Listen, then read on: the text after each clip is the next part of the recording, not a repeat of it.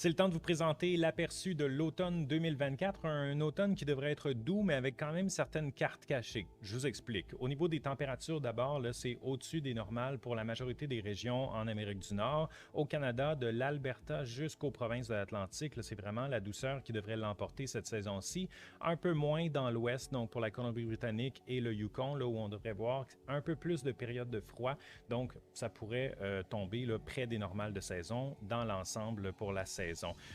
Ontario et Québec, donc on a un graphique ici qui montre l'évolution probable des températures. Donc c'est doux jusqu'à la fin du mois d'octobre, mais il y a une incertitude au niveau du mois de novembre, là où on s'attend à avoir vraiment une cassure au niveau des températures. Donc on passe de temps automnal doux à du temps hivernal assez rapidement. Scénario 1, cette cassure-là qui se fait hâtivement au mois de novembre, ça nous donnerait donc un mois de novembre plus frais. Et scénario 2, une cassure donc, qui se ferait vers la fin du mois de novembre, donc un mois de novembre qui demeurerait doux dans l'ensemble. Par contre, si ça se passe dans la fin du mois de novembre, on passe rapidement à des températures donc négatives, peut-être du -3, -5 en maximum, avec justement là, de la neige aussi qui pourrait s'inviter. Ça pourrait donner un choc là, si ça se produit, cette cassure-là, vers la fin du mois de novembre. Du côté des Grands Lacs également, ça, c'est surtout pour l'Ontario. Là, on peut avoir justement là, des bourrasques de neige côtière là, au niveau des Grands Lacs qui vont rester doux avec les températures au-dessus des normales de l'automne. Et lorsque cette cassure-là s'effectue, lorsque l'air froid arctique descend sur la région,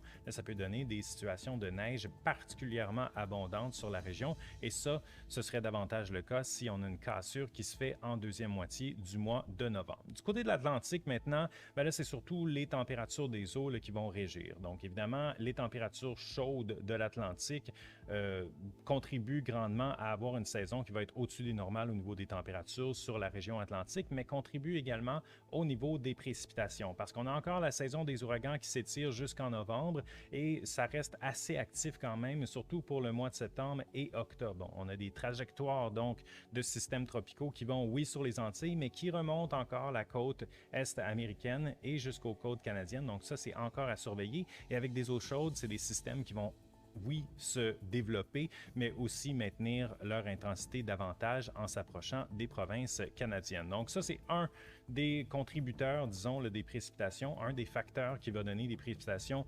au-dessus des normales de saison pour toute la côte est américaine et la côte est canadienne également. À l'intérieur des terres, on s'attend par contre à moins de tempêtes automnales. Donc pour le Québec et l'Ontario, entre autres, là, on pourrait, oui, avoir les répercussions de systèmes tropicaux qui débordent un peu sur la côte, mais en termes de système vraiment costaud automnal, on devrait en avoir un peu moins cette saison-ci, étant donné qu'on va avoir un peu moins de contraste de température pour la majorité de la saison. Donc, ça nous donne une saison qui, dans l'ensemble, est assez près des normales. C'est une saison qui devrait être assez ensoleillée quand même là, pour l'Ontario, le Québec, en s'en allant vers les prairies également. Dans l'ouest, par contre, c'est les systèmes de l'ouest, donc les systèmes du Pacifique là, qui devraient être eux aussi assez gorgés en humidité, assez costauds et peut-être nombreux également. Ça nous donnerait donc un automne là, au-dessus des normales de saison au niveau des précipitations pour ce qui est de la Colombie-Britannique en montant vers les territoires du nord-ouest.